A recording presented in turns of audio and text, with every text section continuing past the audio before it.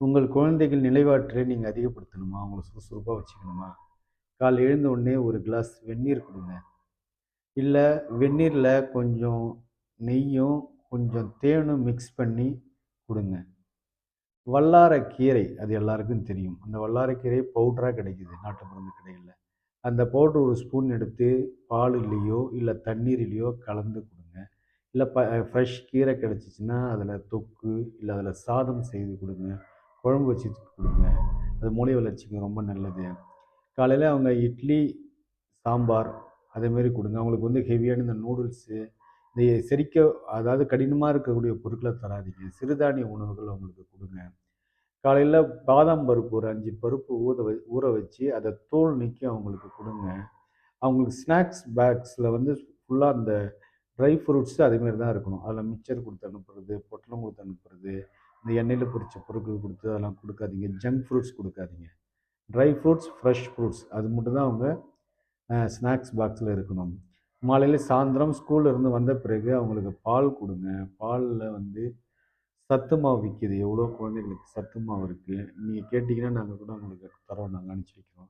குழந்தைகளுக்கான சத்து மாவு ஸ்பெஷலா தயார் பண்ணி அத குடுங்க. விளையாடுறதுக்கு டைம் குடுங்க. ஒரு 1 ஹவர் ஸ்கூல் விட்டு வந்த பிறகு அவர்களுக்கு 1 ஹவர் பிசிக்கல் ஆக்டிவிட்டி. அதாவது பிசிக்கலா விளையாடுறதுக்கு டைம் குடுங்க. பக்கத்துல 2, 3 குழந்தைங்கள அப்படியே ஜாயின் பண்ணி விடுங்க. சேர்ந்து விளையாடுற மாரி அந்த ஜாயின் குடுங்க. ஜாயின்ட்டா விளையாடுற போல.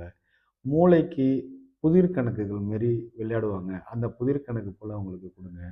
படிக்கிறதுக்கு ஒரு பிரேக் குடுங்க. ஒரு 1 ஹவர் படிக்கிறாங்களா, ஒரு 45 மினிட்ஸ் படிக்கிறாங்களா, ஒரு 5 நிமிஷம், 10 நிமிஷம் அவங்களுக்கு பிரேக் குடுங்க. ஒரே படத்த தொடர்ந்து 1 ஹவர் எடுக்காதீங்க. 45 மினிட்ஸ் தான், 1/2 அன் ஹவர்னா அந்த சப்ஜெக்ட் விட்டு, அடுத்த சப்ஜெக்ட்டுக்கு போங்க. அவங்களுக்கு வந்து இந்த டிராயிங் குடுக்கறதுக்கு குடுங்க. அந்த டிராயிங்ல ஸ்கெட்ச் பண்ணுவாங்கல்ல, கலர் பண்ணுவாங்கல்ல, அதுக்கு குடுங்க. டைம் குடுங்க. அது வந்து வீண் வேலைன்னு நினைக்காதீங்க. அது அவங்க கிரியேட்டிவிட்டிய உருவாக்கும். படிக்கும்போது நல்லா வாய் திறந்து சவுண்டா படிக்கிறதுக்கு அவங்களுக்கு குடுங்க ஸ்டார்ட்டிங்ல. அங்க டிஸ்டர்பன்ஸ் அப்பதான் அவங்க அதுலருந்து வெளிப்பட்டு வருவாங்க. அவங்களுக்கு கதை சொல்லுங்க. அவங்க கதை சொல்வதன் மூலம் அவங்க கவனிப்பு திறன் அதிகரிக்கும்.